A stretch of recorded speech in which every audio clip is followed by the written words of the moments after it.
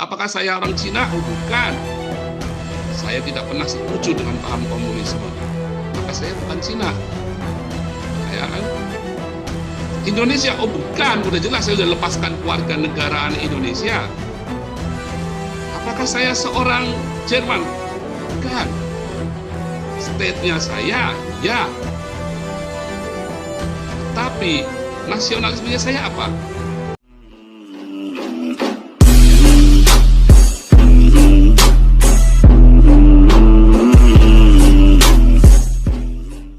Ya, ada pertanyaan, mungkin berupa ketidaksetujuan ya, atau berupa apa ya namanya ini. Nasionalisme itu sangat kabur sekarang Pak Jenderal. Kalau tadi Pak Jenderal bilang ada prostitut nasionalisme, pelacur nasionalisme. Oh, ini sangat rancu loh istilah definisi pelacur nasional itu. Oh, itu karena di era sekarang, di era globalis sekarang, coba saya ini nasionalismenya apa? Bingung loh. Nasionalisme saya bingung loh sekarang kalau ditanya. Kalau state-nya jelas. Tapi kalau tanya nasionalismenya saya, apakah saya orang Cina? Oh, bukan. Saya tidak pernah setuju dengan paham komunisme. Maka saya bukan Cina. Ya kan? Indonesia? Oh, bukan. Udah jelas saya sudah lepaskan keluarga negaraan Indonesia. Apakah saya seorang Jerman? Bukan. State-nya saya, ya. Tetapi nasionalismenya saya apa? Nah, sehingga saya bergerak sekarang bukan kepada sebuah paradigma nasional yang tadi ya dengan kisi-kisi Pak Jenderal tadi, tetapi saya sudah melintasi bangsa.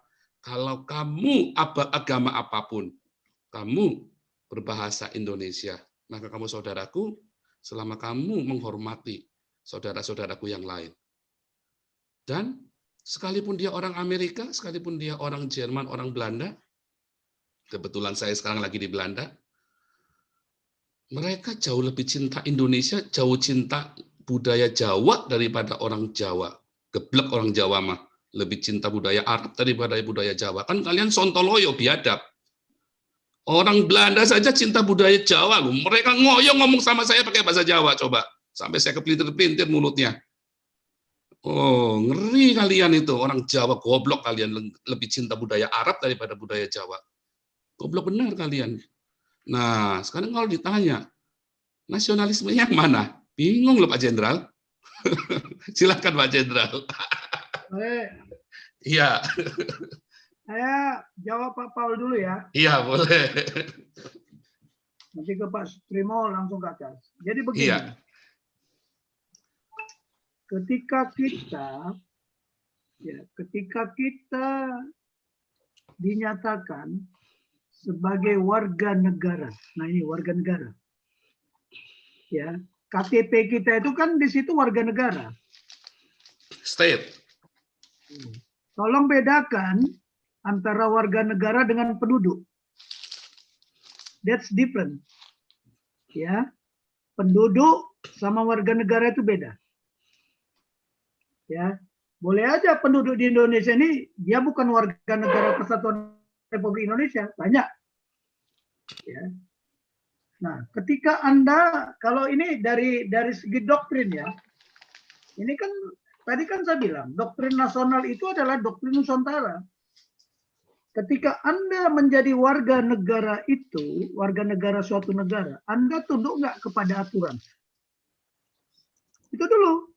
Itu makanya nasionalisme orang RRT, walaupun sekarang Pak Paul katakanlah turunan dari RRT, tapi Anda bukan warga negara RRT. Jadi setiap warga negara dia harus tunduk kepada aturan yang berlaku. Apa? Ya konstitusi. Nah, seperti sekarang lah. Pak Paul mau ngoceh apapun tentang Indonesia, mau maki-maki pun Anda tidak bisa dihukum sama aturan Indonesia karena Anda bukan warga negara Indonesia. Sama-sama seperti Benny Wenda. Nggak bisa. Jadi kalau kami di militer, kalau kita sudah dinyatakan sebagai warga negara suatu negara, negara itu adalah suatu organisasi besar yang namanya pemerintah. Pertama, ada tugas, tanggung jawab, dan wewenang saya sebagai warga negara. Wajib bela negara. Kalau Pak Paul nggak kita tuntut bela negara Indonesia, enggak, karena Anda bukan warga negara Indonesia sekarang. Yang kedua, punya aturan yang harus dipatuhi.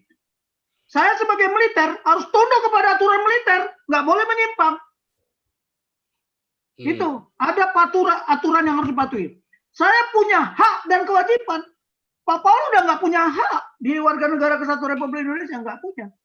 Bahkan Bapak masuk pun kemari harus punya paspor, punya visa. Jadi jangan Bapak bilang Bapak nasionalis Indonesia, tidak.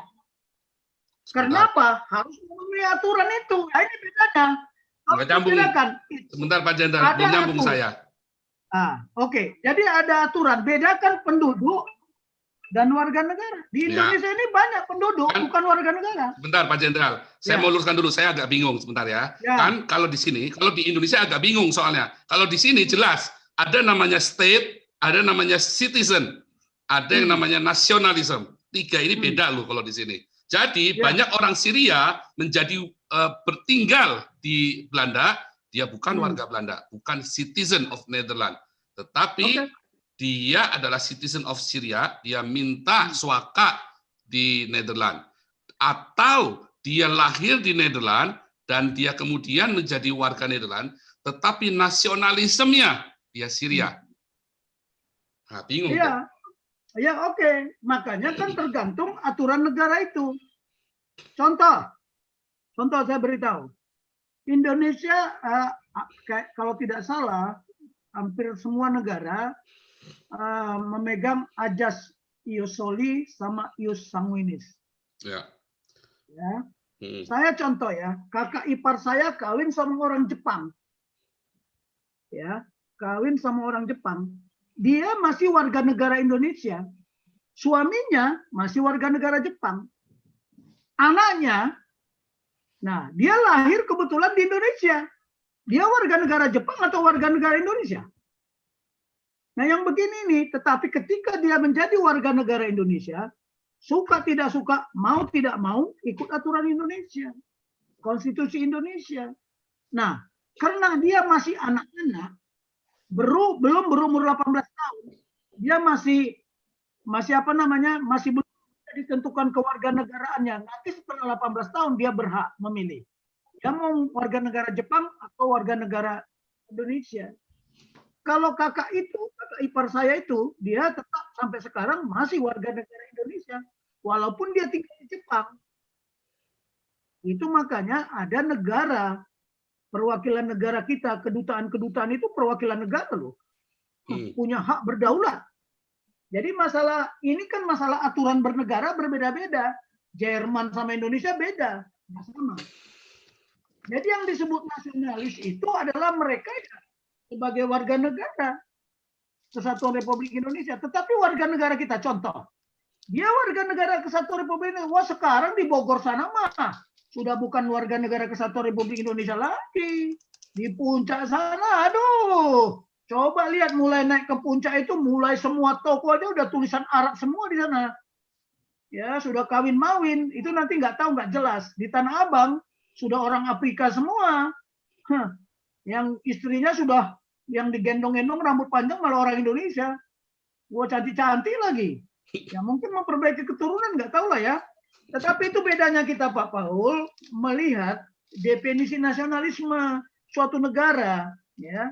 Jadi kalau saya sebagai warga negara Kesatuan Republik Indonesia, saya harus patuh dan tunduk kepada aturan yang ada. Tapi ya aturan yang ada itu apa dulu? Konstitusi.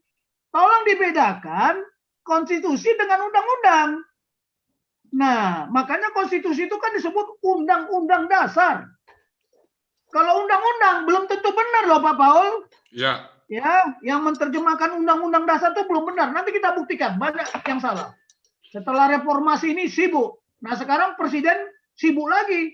Semua perundang-undangan yang apa? Habisin. Peraturan daerah dan sebagainya. Kan harus disederhanakan. Tapi belum juga. Karena apa? Karena otonomi daerah itu. Jadi itu jawaban saya. Kemudian Pak Sutrimo. Nun sewu Pak Sutrimo. Ya salam kenal dulu lah. Ya, salam kenal Pak Jenderal. Horas. Oke, Horas. Sampean ikut itu enggak? Ikut Mufakat Budaya Indonesia? Radar Waktu Pancadana. Kongres Kebudayaan kemarin ya, dan saya juga salah satu steering committee maupun perumus di dalam Kongres Kebudayaan, Pak Jenderal. Yang ikut apa? Sama Radar Pancadana? Radar Pancadana enggak? Bukan. Oh, bukan ya. Yang kemarin kan kita ada beberapa kongres kebudayaan. Saya di situ juga kebetulan pernah diminta jadi steering committee maupun perumus di Kongres Kebudayaan. Karena begini, biasanya kami juga setiap tahun mengadakan kongres, seminar. Ya. Saya termasuk jadi anak buahnya Pak Radar Pancadana. Kenal nggak Radar Pancadana? Oh ya, kenal. Dia kan organisasinya Mufakat Budaya Indonesia, MBI. Nah, saya salah satu ditunjuk di situ, diminta sama beliau sebagai Komisi Strategi Mufakat Budaya Indonesia. Karena budaya itu di situ saya bilang di kekuatan sosial budaya itu adalah salah satu ya fokusnya itu pusat kekuatan strategik bangsa Indonesia itu ada di budaya. Betul Pak Jenderal. Indonesia ini ada bukan karena politik tapi karena budaya. Karena budaya. Sumpah Pemuda itu bukan kegiatan politik, buka sejarahnya. Itu kegiatan sosial. Nah, kesadaran nasional, kebangkitan nasional juga bukan kegiatan politik, pendidikan. Jadi asal muasalnya Indonesia, kata Indonesia juga bukan orang Indonesia yang menciptakan kata Indonesia. Orang Jerman. Apa? Dan zaman Mojopahit nggak ada. Zaman Mojopahit aja belum ada Indonesia kok. Kita baru menyatakan Indonesia kan baru dikumandangkan setelah merasa, oh ternyata kita punya identitas. Ya, kita punya jati diri. Itulah jati diri, satu nusa satu bangsa. Sumpah Pemuda ya Jenderal. Tapi bukan satu agama. Bukan. Itu. Saya selalu menekankan itu. Dan saya jujur aja lah, mungkin kalau ada di sini yang beragama Kristen, saya juga Pak Sutrimo, saya mengatakan saya tidak ada agama Kristen. Tidak ada agama Kristen. Karena Tuhan saya tidak mengajarkan tentang agama. Tidak ada. Jadi saya baca-baca di Bible itu apa benar agama. Karena ada satu agama yang menyatakan bahwa dia agama yang paling benar di dunia. Selain itu nggak ada yang benar. Silakan aja terjemahkan mereka itu siapa gitu. Ya, merasa agama yang paling benar. Tidak ada agama yang paling benar. Nah, itu. Jadi ini benturan. Nah, ya, itu Pak Jenderal, jadi, saya sepakat itu tidak ada Tuhan beragama. Iya. Jadi tapi ada yang mengatakan bahwa agama yang paling benar adalah agama mereka. Terserahlah, saya nggak mau menuduh ya. Nah, yang kedua, Pak Jenderal. Ya, John Nesbitt pernah bilang di era globalisasi ke depan, Pak Sutrimo, siapa yang negara the welfare state ya, negara yang sejahtera adalah kalau mereka bisa apa? Menjual karya budayanya. Tapi Indonesia kita hancur gara-gara kita sendiri nggak pernah menghargai budaya. Saya berkali-kali sudah ngomong, di MPR juga udah ngomong. Cobalah desa-desa ini membangun dari mulai budayanya masing-masing. Ya, ini. Jadi masalah budaya saya setuju sama sepakat Pak Jenderal. Ya, jadi kalau Pak Sutrimo ada di mana sih? Di mana? Saya di Malang, Pak Jenderal. Waduh, di Malang. Nanti kapan saya ke Malang ya? Siap, Pak Jenderal. Ada proyek saya di sana itu. Jadi karena saya di Malang juga lama Pak Sutrimo, saya di Batu, di daerah Batu. Nah, itu kan alumni saya. Saya kan dulu lulusan perwira artileri pertahanan udara yang ada di Karangploso itu loh Pak Sutrimo. Oh ya. Ya. Nah, saya baru bulan yang lalu saya dari sana ngecek apakah di sana kok nggak kedengaran ada yang kena COVID-19 apa enggak gitu loh. Ternyata ada yang kena COVID di pendidikan, 3 orang. Terus gimana cara kalian mengobati? Hanya minum minyak kayu putih. Minyak kayu putih, betul. Iya, hanya saya tanya itu. Terus kamu nggak laporan? Ngapain bang? Kami laporan jenderal katanya. Ya kami isolasi aja. Kami kasih minum obat kayu putih. Kami kasih makanan-makanan yang bergizi. Ternyata sembuh kok. Kemarin baru selesai pendidikan. Saya tanya lagi dia di sini. Kebetulan pulang kan. Pulang ke daerah Serpong. Saya kemarin dari batalion. Saya tanya, gimana? Nggak ada apa-apa Pak. Sembuh semua. Ya sudahlah. Jadi ini. Jadi budaya itu menunjukkan bangsa juga. Jadi seperti bahasa lah. Bahasa menunjukkan satu bangsa kan. Nah, jati diri kita habis di babat globalisasi ini. Termasuk ada teori dari Samuel Huntington yang menyebabkan pertanyaan. Karena globalisasi menyebabkan ada pertanyaan. Who are we?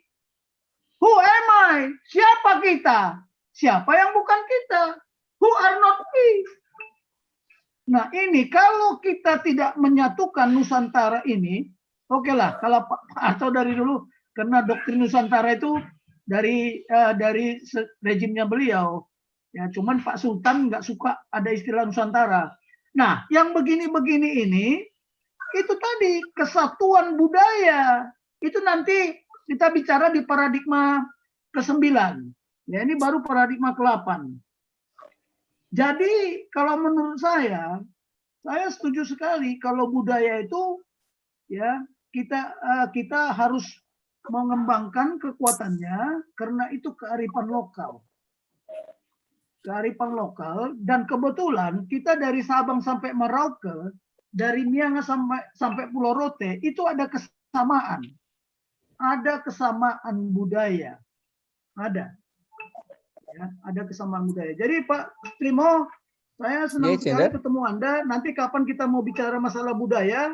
Kebetulan saya ada di bawah pimpinan Radar Pancadhana. Sekali-sekali diundanglah Radar Pancadhana ya untuk bicara masalah kekuatan sosial budaya. Karena nanti ini Pak Paul kita akan menjabarkan kekuatan ideologi, kekuatan politik, kekuatan ekonomi, kekuatan sosial budaya, kekuatan pertahanan dan kekuatan keamanan. Karena itu masih rinciannya gitu loh. Ya. Itu tadi bukunya Pak Jendra tadi itu ya, Clash of Civilizations ya. Iya. Oke. Sip. Jadi perang peradaban. Ya. Samuel Huntington kan di situ kan who are we, who are not we. Tapi hati-hati loh ya. Saya mengatakan di situ ada pernyataan si Gaddafi. Ya, ada pernyataan Gaddafi di tulisan itu saya baca begini. Ya, kita tidak mungkin bisa mengalahkan teknologi bangsa Eropa. Tetapi kita bisa mengalahkan dia, menguasai mereka melalui apa? Melalui kelemahan dia untuk menghancurkan kekuatannya. Melalui apa? Imigrasi. Karena demokrasi itu nanti melalui voting. Itu kekuatannya dan itu juga kelemahannya. Hati-hati loh. Hati-hati sekali. Nah sekarang kemarin Donald Trump mencoba untuk mengisolasi. Tapi si Joe Biden malah membuka. Ya tapi terserahlah, kita lihat aja 4 tahun ke depan seperti apa pemerintahan Joe Biden ini, ya kan? Kita kan sekarang pengamat, dengan pengetahuan yang kita dapat kita bisa berpikir. Nah sama dengan saya, 10 paradigma ini pasti nggak disukai sama kadrun-kadrun itu, sudah pasti. Makanya saya bilang saya mau tantang Egy Sujana, panggil dia. Dia itu pembohong juga atau dia tidak tahu. Dia itu yang harus diangkat apakah dia pengkhianat atau bukan gitu loh. Buktinya dia masuk tahanan, ya kan? Saya belum bisa memastikan Rocky Gerung itu pengkhianat walaupun ada indikasi. Tapi kita harus buktikan loh. Karena dia bisa nuntut balik sama kita. Hati-hati dengan orang. Ya saya bukan pencipta Rocky Gerung, enggak. Ya oke. Tadi Pak Santi Amer nggak ada kan komentarnya, ya kan nggak ada, dia tidak menanggapi. Cuman tadilah, ya apa namanya, Pak Santiamer tadi menanggapi Rocky Gerung. Kalau Rocky Gerung ini ya, benar-benar orang gila yang tidak sopan. Iya. Ya, orang gila dan tidak sopan. Saya bilang kan, dibilangnya Presiden Jokowi dungu. Tapi kalau diskusi sama saya mau tanya, kalau Anda jadi presiden terus Anda bagaimana menata negara ini? Pasti banyak kelemahan dia. Dia pasti tak menguasai masalah nasionalisme. Dia pasti tak menguasai masalah pertahanan. Dan dia juga tidak menguasai masalah keamanan. Dia jago berfilsafat. Jago dia berlogika. Untuk mengalahkan dia di bidang filsafat, ya kita harus bicara filsafat juga. Ketika saya tanya dulu, saya pernah diskusi sama dia. Ya, Anda sangat mengagung-agungkan demokrasi. Saya tanya dia, saya dekat kok sama Rocky Gerung. Saya tanya sama dia, Pak Rocky Gerung, kenapa kok demokrasi yang asal lahirnya di negara Yunani, kok Yunani menjadi negara yang gagal? Ya, padahal sumbernya dari sana. Kemudian saya tanya lagi, semua perpustakaan di Yunani dibawa ke Romawi, sehingga kerajaan Romawi juga berubah jadi republik. Hancur nggak? Hancur. Jadi padahal dengan adanya demokrasi ini kan harusnya rakyat itu kan sejahtera. Jadi demokrasi itu bukan tujuan dari politik sebenarnya. Tujuan akhirnya adalah rakyat sejahtera. Supaya otoriter itu namanya ya kayak diktator itu tidak hadir lagi karena kekuasaan itu dikontrol oleh 3 kekuatan atau 3 kekuasaan, legislatif, yudikatif, dan eksekutif. Sebentar Pak.